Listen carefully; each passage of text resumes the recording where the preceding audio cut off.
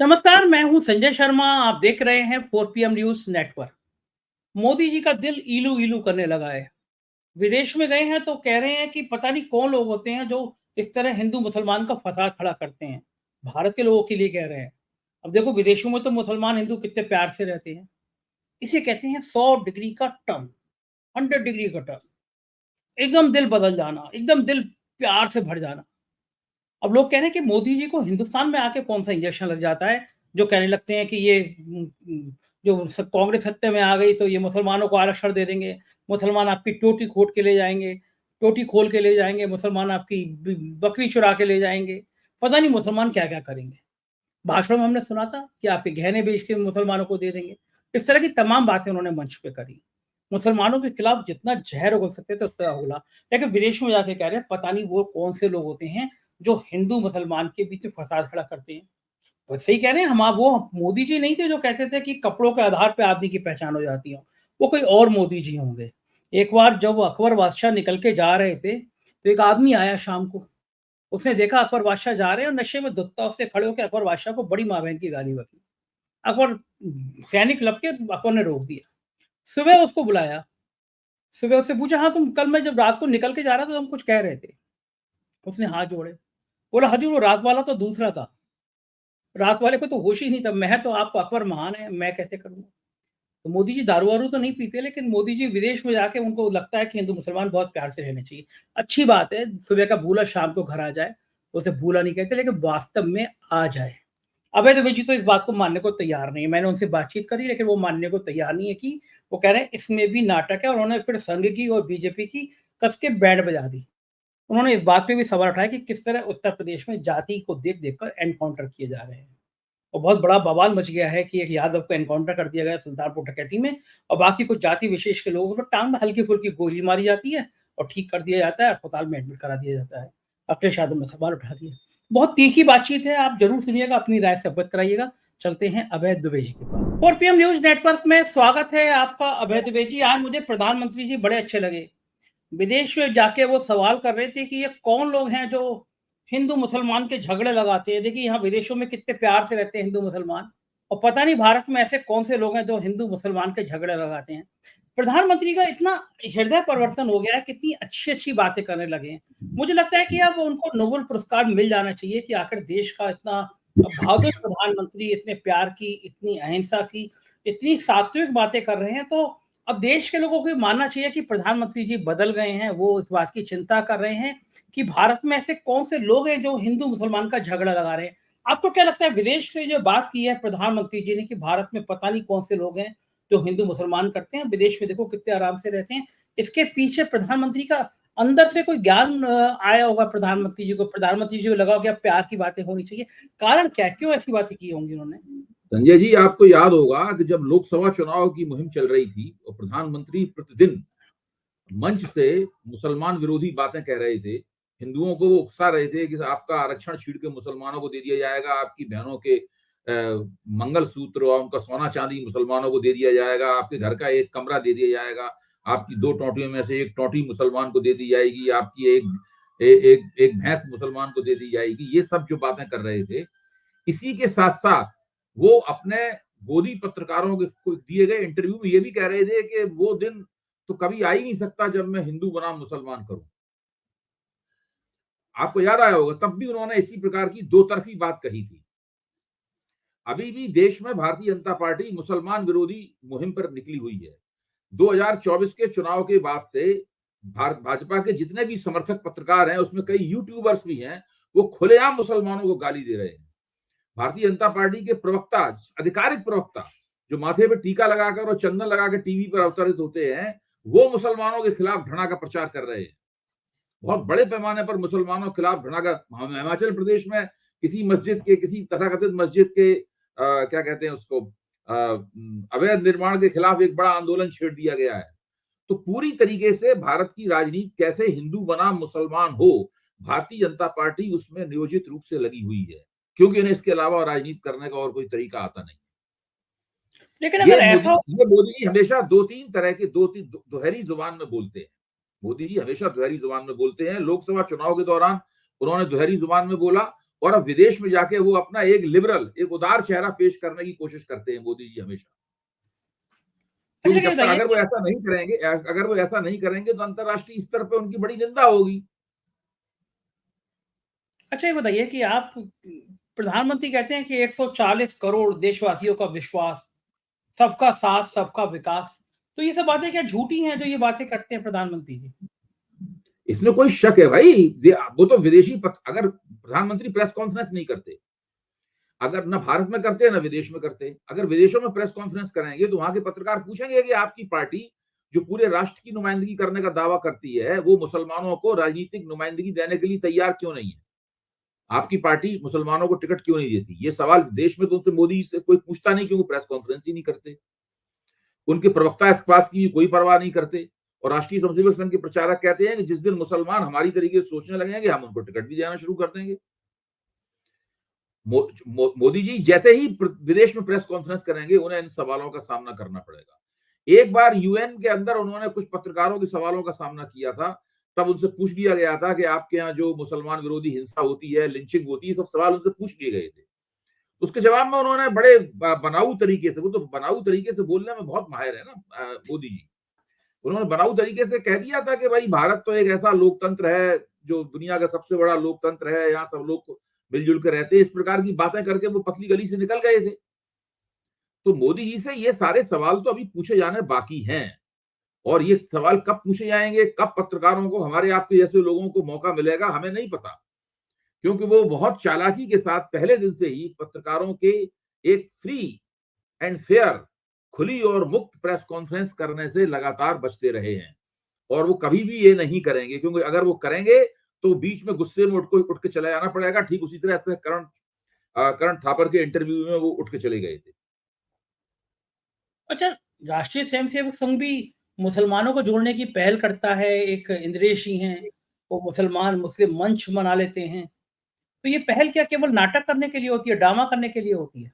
नाटक करने के लिए नहीं, असल में है क्या कि ये लोग वाटर टेस्टिंग करते हैं। ये लोग जो है वो परीक्षण करके देखते हैं। ये सारे के सारे परीक्षण हैं कि मुसलमान समाज किस हद तक है, उनका जो इंटेलेक्चुअल वर्ग है उनको किस हद तक अपनी ओर खींच सकता है। अटल बिहारी वाजपेयी के जमाने में भी हुआ था। एक मुस्लिम मंच बना था, उन्होंने अटल बिहारी वाजपेयी के सपोर्ट में कुछ बातें कही थी, उनकी उदारता वगैरह के आख्यान के गीत गाए गए थे। तो ये कोशिश हमेशा से, और राष्ट्रीय स्वयंसेवक संघ के भीतर भी बहस चलती रही है कि क्या मुसलमानों के लिए संघ के दरवाजे खोले जाएं। अब आप सोचिए, राष्ट्रीय स्वयंसेवक संघ का पूरा एक शाखा का जो रिचुअल है, आप उसको देखिए, उसमें एक स्वयंसेवक जाता है, सामने भगवा ध्वज लहराया जा रहा है। वो भगवा ध्वज को जाते ही हर स्वयंसेवक को यूं करके प्रणाम करना पड़ता है भगवा ध्वज को। अब ये मुसलमान कैसे करेगा? मुसलमान तो किसी ध्वज को प्रणाम कर नहीं सकता, क्योंकि उसके धर्म में मनाही है ये करना। क्या मुसलमान के लिए आप अपने यहाँ का जो रिचुअल है वो बदलेंगे? आपको ध्यान होगा, जो बादशाह खान थे, सरहदी गांधी, जब वो महात्मा गांधी के आश्रम में रहते थे, आश्रम में गोश्त तो बनता नहीं था, मांसाहार वर्जित था गांधी जी के आश्रम में, तो वो भी शाकाहार करने लगे, तो वो कमजोर होने लगे बादशाह खान। तो गांधी जी ने एक दिन उनसे पूछा कि आप कमजोर क्यों होते जा रहे हैं? तो उन्होंने कुछ इधर उधर की बात कर दी, लेकिन बाद में बताया कि चूंकि ना मांस खाने को नहीं मिल रहा है, चूंकि मांसाहारी हैं, तो इसलिए ये ठीक से खाना नहीं खा पाते हैं और कमजोर होते जा रहे हैं। तो गांधी जी ने उनके लिए अपवाद निर्धारित किया, उसने कहा बादशाह खान के लिए हमारे आश्रम में मांस बनेगा। ये बहुत बड़ी ऐतिहासिक घटना है। फिर बादशाह खान के लिए अलग से उसकी मांसाहार करने के लिए, उनकी उनके आहार की जरूरतें पूरी करने के लिए बाकायदा मांस पकाया गया उनके आश्रम में, और बादशाह खान ने वो खाना शुरू किया। खान अब्दुल गफ्फार खान है, सरहदी गांधी जो थे, उनको बादशाह खान भी कहा जाता था। तो ये मैं कहता हूं, क्या राष्ट्रीय स्वयंसेवक संघ में इतनी हिम्मत है, जो गांधी जी में अपनी इतनी हिम्मत थी कि वो उनके लिए, मुसलमान स्वयंसेवकों के लिए एक अपवाद कर सकें? भाई मुसलमानों, अगर आप मुगलों की निंदा करें, मुसलमान आक्रमणकारियों की निंदा करें, मुझे नहीं लगता कि बहुत सारे मुसलमानों को इस बात में आपत्ति होगी। ये सब मुसलमान, सारे सामान्य मुसलमान, कोई मुस्लिम आक्रांता थे, आतताई थे, कोई उनके समर्थक थोड़ी ना है। लेकिन आप उनकी वो अपनी धार्मिक जो संहिता है उसको तोड़ के तो राष्ट्रीय स्वयंसेवक नहीं बनेंगे। तो ये बहुत बड़े मसले हैं। आप मुसलमानों को संघ में निमंत्रित करना चाहते हैं, लेकिन उनके लिए आपके पास क्या है? आप भाजपा में मुसलमानों को निमंत्रित करना चाहते हैं, लेकिन उनके लिए आपके पास क्या है? कुछ भी नहीं है इन लोगों के पास उनके लिए। दरअसल जैसे ही इनका कोई राजनीति कमजोर होती है, इनका पहले ही काम होता है कि मुसलमानों को गाली देना शुरू कर दो। अगर दिल्ली में आम आदमी पार्टी को चुनाव हराना है तो मुसलमान विरोधी प्रचार करो। बिहार में अगर महागठबंधन को चुनाव हराना है तो मुसलमान विरोधी। मुसलमान और पाकिस्तान और गद्दारी, ये तीन चीजें उन्होंने जोड़ दी हैं एक साथ। मुसलमान देश की आबादी बढ़ा रहे हैं, मुसलमान पाकिस्तानी एजेंट हैं, मुसलमान जो है वो हर मुसलमान स्लीपर सेल का सदस्य लगता है उन्हें। तो ये सब जो डिस्कोर्स चलाते हैं, ये डिस्कोर्स उस वक्त काम करता है जब विपक्ष की साख गिरी हुई होती है, तब ये डिस्कोर्स काम कर जाता है। उस वक्त डिस्कोर्स ये काम करता है जबकि भाजपा और उसके नेताओं से लोगों को काफी उम्मीद होती है, यानी नए नए होते हैं ये, इनके भरोसा में लोग भरोसा करते हैं। आज स्थिति क्या है? आज स्थिति ये कि विपक्ष की साख लगातार बढ़ रही है। विपक्ष के हर नेता, मतलब मेरा मानना यह है कि उत्तर प्रदेश में जो अखिलेश की साख है, उतनी साख कभी भी नहीं रही अखिलेश की पूरे राजनीतिक जीवन में। तेजस्वी की जो बिहार में साख है वो कभी भी नहीं रही इतनी ज्यादा साख।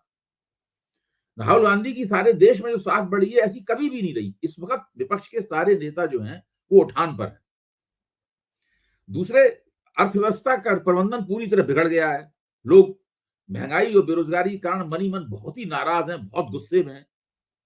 और जिस तरह की मूर्खतापूर्ण बातें ये लोग करते हैं, जेपी नड्डा ने कहा ना कि जो लोग महंगाई बेरोजगारी की बात करते हैं वो अनपढ़ हैं, तो इस प्रकार की जो मूर्खतापूर्ण बातें करते हैं उसकी वजह से उनकी नाराजगी और बढ़ती जा रही है। अगर पीयूष गोयल और जेपी नड्डा वगैरह के बयान ही केवल जनता को सुना दिए जाएं तो केवल इसी में बीजेपी हार जाएगी। ऐसे ऐसे इन लोगों ने बयान दिए हैं महंगाई और बेरोजगारी के सवाल पर, पीयूष गोयल ने और जेपी नड्डा ने। तो जब आपके खिलाफ माहौल है पूरी तरह, और आप फिर ये मुसलमानों के खिलाफ जो घृणा फैलाने का पूरा मामला कारोबार है, ये कारोबार निष्प्रभावी हो जाता है। करने के लिए आप करते रह सकते हैं क्योंकि आपको इस काम में महारत हासिल है, लेकिन इसका राजनीतिक असर नहीं पड़ेगा, और वो नहीं पड़ रहा है इसका राजनीतिक असर। जहां तक यादव को गोली मारने का सवाल है या उनको फर्जी एनकाउंटर दिखाने का सवाल है, आपने जो सवाल पूछा है मुझे तो याद आ जाता है वो समय जबकि मुलायम सिंह जी उत्तर प्रदेश के सबसे बड़े विपक्षी नेता थे, और उत्तर प्रदेश में एक वीपी सिंह मुख्यमंत्री थे उत्तर प्रदेश के। तो उत्तर प्रदेश में फर्जी एनकाउंटरों की एक बाढ़ आई थी पूरी, और उसमें ज्यादातर यादव नौजवानों की हत्या की गई थी। तब मुलायम सिंह ने विपक्ष के नेताओं के साथ मिलकर, वीपी सिंह कांग्रेस के प्रधानमंत्री थे और मुख्यमंत्री थे, एमनेस्टी इंटरनेशनल को एक पत्र लिखा था मुलायम सिंह ने। मैंने मुलायम सिंह जी के ऊपर किताब लिखी है, उसमें उस पत्र का उल्लेख किया है मैंने। तो वो मतलब उस वक्त हालत ये थी कि तमाम यादव नौजवानों को फर्जी मुठभेड़ों में उत्तर प्रदेश में डकैत बताकर या चोर बताकर या अपराधी बताकर उनकी हत्याएं की जा रही थी। लगभग वैसी मुहिम इन लोगों ने अब आदित्यनाथ के नेतृत्व में यहाँ पर चला दी है। इन लोगों को फिर से एमनेस्टी इंटरनेशनल को पत्र लिखना चाहिए। देखिए ये जो हो रहा है, एमनेस्टी इंटरनेशनल को पत्र लिखते ही संयुक्त राष्ट्र में मामला जाएगा और फिर से इन लोगों की बहुत ज्यादा बदनामी होगी। तो ये मसला, फर्जी मुठभेड़ें हो रही हैं और उसमें यादवों को मारा जा रहा है, ये मामला बहुत खतरनाक है, बहुत खतरनाक है। इससे भारत की भी बदनामी होगी और मोदी सरकार की बदनामी होना तो बिल्कुल तय है। कल सुल्तानपुर में एक ज्वेलर्स की डकैती पड़ी। उस डकैती में जो थे उसका एक जो अभियुक्त था उसको एनकाउंटर कर दिया गया, वो ठाकुर था।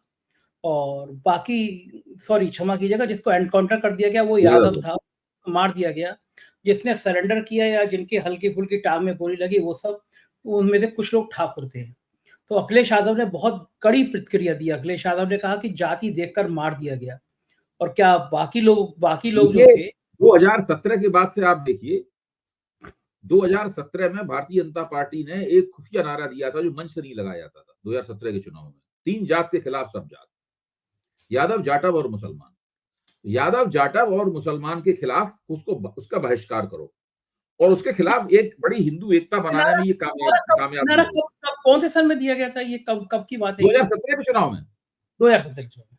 2017 के चुनाव में इन्होंने ये नारा दिया था। इसके बाद जो दूसरा 2019 का लोकसभा चुनाव हुआ उसमें भी ये नारा दिया गया, यादवों जाटवों और मुसलमानों को 3 जात के खिलाफ सब जात, ये नारा है। 3 जात कौन है? अहीर, जाटव और मुसलमान। इनका बहिष्कार करो, इनके मुकाबले पूरे हिंदू समाज को एकताबद्ध करो। और चूंकि लोग विपक्ष से नाराज थे तो वो लोग काफी कुछ इस नारे ने काम भी किया। उन 2017 के चुनाव में ओम प्रकाश राजभर बीजेपी के साथ थे। ओम प्रकाश राजभर घूम घूम के क्या भाषण देते थे, आपको याद है?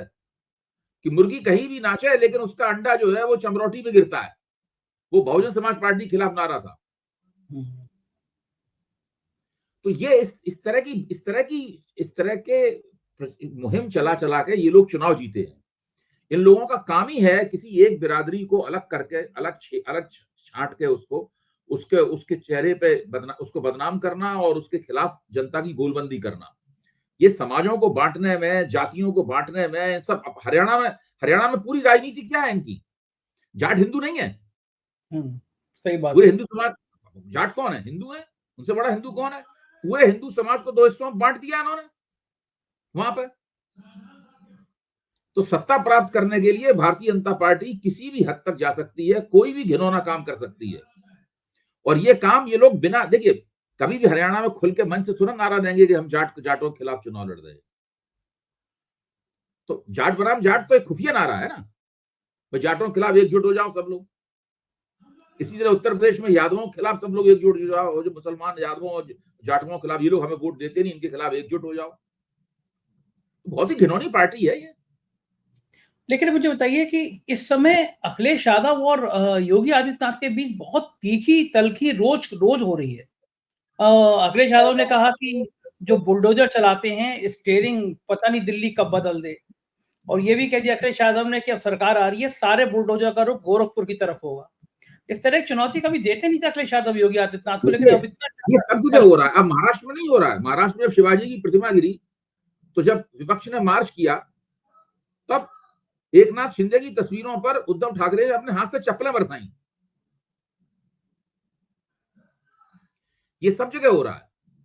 ये इनके भाजपा के बीच में तलखी लगातार और भी ज्यादा बढ़ने वाली है। उत्तर प्रदेश में बढ़ेगी तलखी। ये अभी देखना, झारखंड में जब चुनाव होगा तो झारखंड में बहुत तलखी बढ़ेगी, हरियाणा में बहुत तलखी बढ़ने वाली है। अगर आप भारतीय जनता पार्टी के राजनीतिक इतिहास पर गौर करें, खासतौर से चुनावी इतिहास के ऊपर, तो आप पाएंगे कि सत्ता प्राप्त करने के लिए वो हिंदू समाज के एक हिस्से को दूसरे हिस्से के खिलाफ खड़ा करती है। और इसकी ये बिल्कुल रिकॉर्ड में बात है। उत्तर प्रदेश में 2017 का चुनाव जीतने के लिए उसने 3 जात के खिलाफ सब जात का एक खुफिया नारा दिया, जो अंडरग्राउंड चला नारा। 3 जात का मतलब था यादव, मुसलमान और जाटव के खिलाफ, जो हमें ये वोट नहीं देते, इसलिए इसके खिलाफ पूरा हिंदू समाज एकजुट हो जाए। और उस वक्त की जो परिस्थितियां थी उसमें ये नारा, उस नारे ने काम भी किया। उसके बाद 2019 के चुनाव में फिर से ये अंडरग्राउंड नारा दिया गया। अब हरियाणा का चुनाव भी इसी तरीके से ये जीतते हैं। हरियाणा का चुनाव 2 बार जो उन्होंने, एक बार पूरी तरह जीता, दूसरी बार सबसे बड़े दल के रूप में उभरे। दोनों बार उन्होंने अंडरग्राउंड तरीके से जाटों के खिलाफ एक हिंदू समाज, गैर जाट समाज को एकताबद्ध करने की कोशिश की। ये लोग विचारधारात्मक रूप से दावा करते हैं कि लोग हिंदू एकता के पक्षधर हैं। तो आप हिंदू समाज के एक हिस्से को दूसरे हिस्से के खिलाफ क्यों भड़काते हैं? आप उस समाज को भी गोलबंद कीजिए। अगर वो समाज आपके साथ आने से इनकार करता है राजनीतिक रूप से, तो अपने आप को योग्य बनाइए कि वो आपके साथ आए, बजाय इसके उसके उस हिस्से के खिलाफ जिनको वोट नहीं देता उसके खिलाफ ही घृणा फैलाते हैं। तो आरएसएस की निगाह में 2 तरह के हिंदू हो गए। एक वो हिंदू जो कि राष्ट्रीय स्वयंसेवक संघ के साथ में है, और एक वो हिंदू जो कि राष्ट्रीय स्वयंसेवक संघ के साथ आने के लिए तैयार नहीं है।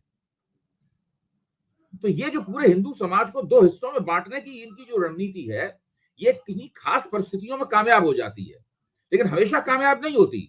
अब वो कामयाब होने वाला जो दौर था वो चला गया है। अब जो बाकी बचा हुआ दौर है, इसके अंदर कामयाब नहीं हो रही है वो रणनीति। न मुसलमानों के खिलाफ नफरत फैलाने से कामयाब हो रही है। हरियाणा में देखिए, जाट गैर जाट, हरियाणा में जो लोकसभा की सीटें इन्होंने हारी हैं, वो केवल जाट वोटों की वजह से हारी हैं। अगर जाटों के साथ में दूसरे हिंदू समाज के दूसरे हिस्से उनको वोट नहीं, इनके खिलाफ वोट नहीं करेंगे तो कैसे चुनाव हारेंगे ये? ठीक बात है ये। अच्छा, ये माना जाए कि जो यादव और जो जाटव, या फिर जो हिंदू बीजेपी को वोट नहीं देता, आजकल तो सोशल मीडिया पे दे रहे हैं, देख रहे हैं। अगर भारतीय जनता पार्टी के खिलाफ कुछ जरा सा लिख दो तो लोग कहते हैं कि तुम किस बात के हिंदू हो, चले जाओ पाकिस्तान। अरे भाई, मतलब अयोध्या में जब इनका कैंडिडेट हार गया लल्लू सिंह चौहान, तो अयोध्या वासियों को इन लोगों ने, अयोध्या वासी हिंदू नहीं है, कैसी कैसी गालियां दी। सोशल मीडिया पे एक आदमी आया मशाल लेके, वो चित्र मैंने खुद मशाल लेके आया, नीचे अयोध्या का नक्शा लगा हुआ, तो उसने फौरन उस नक्शे में आग लगा दी और बहुत जोर से चिल्लाया, ऐसे आतंकवादी लोग करते हरकतें, उस तरह की हरकतें करने लगा वहां पे। ये सीधी सीधी सी हम ऐसे लोगों को जला के खाक कर देंगे जो कि हमारे खिलाफ है, हमारे खिलाफ है। तो ये जो पूरा इनका पूरा जो तरीका है, जो इनकी राजनीति में हिंसा का बड़ा जबरदस्त फुट है।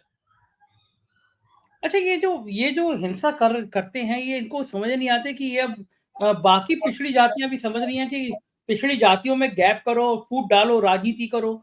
तो जो लोकसभा चुनाव में हमने देखा, जो अखिलेश यादव का पीडीए का नारा था वो कामयाब हो गया। 37 सीटें, वो भी समाजवादी पार्टी दावे के साथ कहती है कि प्रशासन ने गुंडागर्दी नहीं की होती तो 10 सीटें और आती, यानी गठबंधन के पक्ष में और सीटें होती। तो आप ये जो बिल्कुल होती। नारा, देखिए, केवल मैं समझता हूँ कि इसमें अखिलेश जी ने तो अपने नेतृत्व को स्थापित कर दिया है और उन्होंने ये भी दिखा दिया है कि वो गैर यादव पिछड़ी जातियों को और जो कमजोर पिछड़ी जातियां हैं, जिनको अति पिछड़ा कहते हैं, उनको भी अपनी तरफ खींचने में कामयाब हैं। उनके ऊपर लोगों का विश्वास है कि उन्होंने टिकटों का बंटवारा इस तरीके से किया था। बिहार में थोड़ी सी कमी मुझे दिखती है इस सवाल के ऊपर। बिहार में जिस दिन तेजस्वी यादव के साथ में जो गैर यादव पिछड़ी जातियां हैं और कमजोर अति पिछड़े हैं, जैसे ही उनकी हमदर्दी तेजस्वी यादव की तरफ बढ़ी, बिहार में भी इन लोगों का सूपड़ा साफ हो जाएगा। एक तो नीतीश कुमार की राजनीति उस दिन खत्म हो जाएगी और भारतीय जनता पार्टी बिल्कुल दोबारा पूरी तरह ढक्कन हो जाएगी बिहार में। और फिर तेजस्वी यादव वास्तव में जो जिस तरह का पीडीए नाम उसका कुछ भी हो, जो पीडीए की बात कहते हैं अखिलेश यादव, उस तरह का पीडीओ बिहार में भी बन जाएगा। अच्छा, इधर उत्तर प्रदेश में कुछ दिनों से देख रहे हैं कि योगी आदित्यनाथ और अखिलेश यादव में बहुत तल्खी छिड़ गई है। आज अखिलेश यादव ने इतना तीखा ट्वीट किया है कि यादव जाति को देखकर हत्या हो रही है। फिर बुलडोजर को उनको लेके कह दिया कि बुलडोजर गोरखपुर की तरफ जाएंगे 2027 में। योगी आदित्यनाथ ने भी पलट के जवाब दिया कि जो लोग दंगाइयों के सामने नतमस्तक होते थे वो उनको तमीज नहीं है इसकी बुलडोजर चलाने की। खूब दोनों में बात विवाद बढ़ गया है, रोज एक न एक कसके हमले हो देखिए, रहे ये हैं। तल्खी तो और भी बढ़ने वाली है। मेरा मानना ये है कि ये तल्खी और भी बढ़ने वाली है। और वो तल्खी केवल उत्तर प्रदेश में नहीं है, ये महाराष्ट्र की तल्खी आप देखिए। शिवाजी के प्रतिमा के गिरने के बाद में वहां पर जो विपक्ष ने जुलूस निकाला, उसमें उद्धव ठाकरे ने, पहली बार मैंने उद्धव ठाकरे को इतना आक्रामक देखा। चप्पल अपने हाथ में लेकर मुख्यमंत्री एकनाथ शिंदे की तस्वीर पे उन्होंने चप्पलें बरसाई। आप सोचिए, अभी उत्तर प्रदेश में ये नौबत तो नहीं आई है कि लोग एक दूसरे की चप्पलें तस्वीर पे बरसाने लगे। सब कुछ होगा। देखिए, राजनीति जिस दौर में पहुंच रही है, उस दौर में कुछ भी हो सकता है और हम लोगों को किसी भी अनिष्ट की आशंका के लिए भी तैयार रहना चाहिए, क्योंकि जब तल्खी बढ़ेगी तो कुछ भी हो सकता है। और ये मेरा सुझाव ये होगा कि समाजवादी पार्टी की तरफ से इस बात को नहीं कहना चाहिए कि जब हम सत्ता में आएंगे तो हम बदला लेंगे। ये नहीं कहना चाहिए। ये कहने से कुल मिला के आपको दूरगामी दृष्टि से ही नहीं, अल्पकालीन दृष्टि से भी चुनाव में नुकसान होता है। आपको अपनी तरफ से कांग्रेस नहीं कभी की बात करती। आप कांग्रेस से सबक सीखिए। कितना राहुल गांधी के ऊपर, राहुल गांधी ने कभी नहीं कहा कि हम मोदी जी को जेल में डाल देंगे। भाजपा के प्रवक्ता तो रोज कहते हैं कि राहुल गांधी जमानत पे छूटे हुए हैं, तो लेकिन कांग्रेस की तरफ से नहीं कहते। इस मामले में कांग्रेस बहुत कुशल है। सत्ता में आएगी तो जो करना होगा वो करेगी, वो अलग बात है, लेकिन वो मंच पे नहीं इस बात को कहती। ये समाजवादी पार्टी को नहीं। समाजवादी पार्टी के बुलडोजर के सवाल पे कल प्रवक्ता कह रहे थे, मैं भी उस चर्चा में था, तो मुझे नहीं लगता कि ये कहना चाहिए। अच्छा, गजब की राजनीति होती है भारतीय जनता पार्टी की भी। मुलायम सिंह यादव की पुत्र वधू अपर्णा यादव को लेकर आए और वो बड़े जोश में कहा कि भैया जो यादव परिवार एक नहीं हो सका वो क्या करेगा। अपर्णा यादव ने कस के प्रचार कराया, हर जगह कहा कि मुलायम सिंह की पुत्र वधू देखो हमारे साथ आ गई, अखिलेश यादव की अनुज वधू हमारे साथ आ गई। अनुज अखिलेश यादव के सौतेले भाई हैं, उनकी पत्नी अपर्णा यादव, और कस के प्रचार किया। लंबा समय बीत गया, सालों बीत गए कि वो अपर्णा यादव को एमएलसी बनाया जाएगा, एमपी का टिकट दिया जाएगा, मंत्री बनाया जाएगा, आयोग का अध्यक्ष बनाया जाएगा, मेयर का चुनाव लड़ाया जाएगा। केवल बेचारी को जेड प्लस की या जेड प्लस को क्षमा चाहिए, वाई श्रेणी की शायद सुरक्षा दी गई। और उसके बाद में अब महिला आयोग का उपाध्यक्ष, ढेर उपाध्यक्ष होते हैं, उसमें एक उपाध्यक्ष अपर्णा यादव की।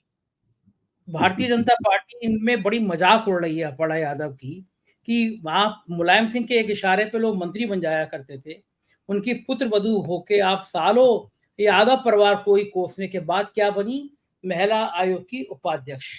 शिवपाल यादव चाह रहे हैं कि अपर्णा यादव वापस समाजवादी पार्टी में आ जाए, क्योंकि इस तरह बेइज्जती बहुत हुई। क्यों इस तरह इस्तेमाल करके छोड़ देते हैं भारतीय जनता पार्टी के नेता? देखिए, भारतीय जनता पार्टी में तो इस तरह की पुरानी परंपरा है, वो नेता को चूस लेता है, उसका प्रभाव खत्म हो जाता है और उसके बाद खोखला करके उसको छोड़ देता है। जहां तक अपर्णा यादव का सवाल है, मुझे वो अति महत्वाकांक्षी लगती है। भाई वो ये सारी की सारी बातें तो वो समाजवादी पार्टी के अंदर भी लेके तमाम तरह का राजनीतिक महत्व प्राप्त कर सकती थी, लेकिन बजाय इसके उन्होंने जिस तरह का व्यवहार किया अखिलेश यादव के साथ में, वो काफी कुछ शत्रुतापूर्ण किस्म का व्यवहार था। वो ऐसा कोई व्यवहार नहीं था। अच्छा, अब उनको भाजपा में उनकी उपेक्षा हो रही है और अगर उनका समाजवादी पार्टी में स्वागत कर लिया गया, उनको हाथों हाथ ले लिया गया, तो उससे भी कोई अच्छा संदेश नहीं जाएगा। मुझे तो लगता है जैसे कांग्रेस के अंदर है, वो राहुल गांधी इस पक्ष में नहीं है कि जो लोग कांग्रेस छोड़ के चले गए उनको हम वापस ले लें। बहुत से लोग लाइन लगाए खड़े होंगे, बैक चैनल बातचीत चल रही होगी आने की, लेकिन राहुल गांधी इस पक्ष में नहीं है। मुझे लगता है अखिलेश जी भी शायद इस पक्ष में नहीं होंगे कि जो लोग छोड़ के चले गए, क्योंकि अगर अपर्णा यादव को आप ले लेंगे तो और भी बहुत से लोग जो छोड़ के चले गए वो भी कहेंगे भाई हमको भी ले लो वापस, हमको भी ले लो अंदर। तो ये ठीक है, अपर्णा यादव को कुछ दिन तक अपने जो किया है उसका हमें सबक भी मिलना चाहिए। हाँ, ठीक बात है, राजनीति में तो ऐसे होता ही है और उत्तर प्रदेश की राजनीति पे हमारी निगाह रहेगी, हम बातचीत करते रहेंगे। बहुत-बहुत शुक्रिया। थैंक यू, जी। आपने हमसे बात की। Thank you. तो ये थे अभय दुबे जी, कैसी लगी बातचीत ज़रूर बताइएगा। आपकी राय का मुझे इंतज़ार रहेगा। चैनल को जॉइन और सब्सक्राइब करना ना भूलें। शुक्रिया, थैंक यू।